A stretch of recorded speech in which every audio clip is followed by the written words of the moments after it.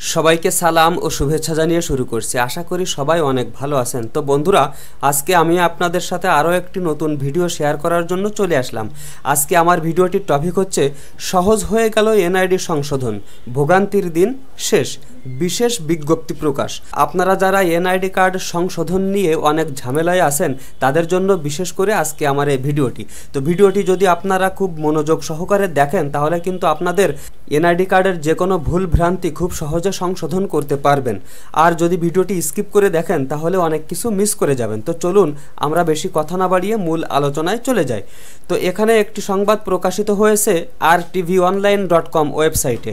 সেহেতু আপনারা বুঝতে পারছেন যে এই সংবাদটি কিন্তু কোনোভাবেই ভুয়া সংবাদ নয়। তো এখানে বলা হচ্ছে এনআইডি সংশোধনে সুসংবাদ। তো বিস্তারিত যেটি বলা হচ্ছে সেটি হলো জাতীয় পরিচয়পত্র সংশোধন আবেদন দ্রুত নিষ্পত্তি করার নির্দেশ দিয়েছে নির্বাচন কমিশন ইসি। সম্প্রতি অনুষ্ঠিত এক বৈঠকে এই সিদ্ধান্ত দেন ইসি সচিব শফিউল আজিম। বিষয়টি বাস্তবায়নের জন্য জাতীয় পরিচয়পত্র নিবন্ধন অনুবিভাগের মহাপরিচালককে চিঠিও দিয়েছেন তিনি। চিঠিতে উল্লেখ করা হয়েছে অবিতরণকৃত স্মার্ট কার্ড আঞ্চলিক নির্বাচন কর্মকর্তার তত্ত্বাবধানে বিতরণের উদ্যোগ নিতে হবে।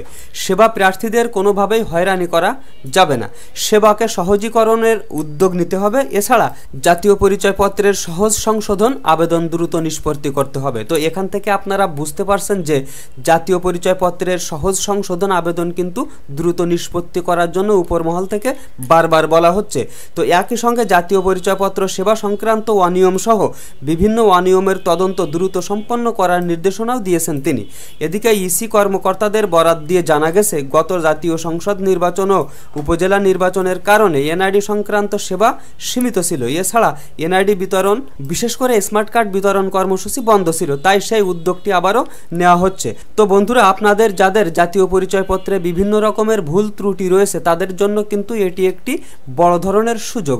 তো আপনারা অতি দ্রুত আপনাদের নির্বাচন কমিশন অফিসে যোগাযোগ করুন, তাহলে কিন্তু আপনাদের জাতীয় পরিচয়পত্রে যে কোনো ভুল ভ্রান্তি হোক না কেন খুব সহজেই সেগুলিকে সংশোধন করে নিতে পারবেন। তো আজকের ভিডিও এই পর্যন্তই। পরবর্তীতে আরও সুন্দর সুন্দর টিপস ও ট্রিক সহ ভিডিও নিয়ে আসার প্রত্যাশায় আজকের মতো এখানেই বিদায়।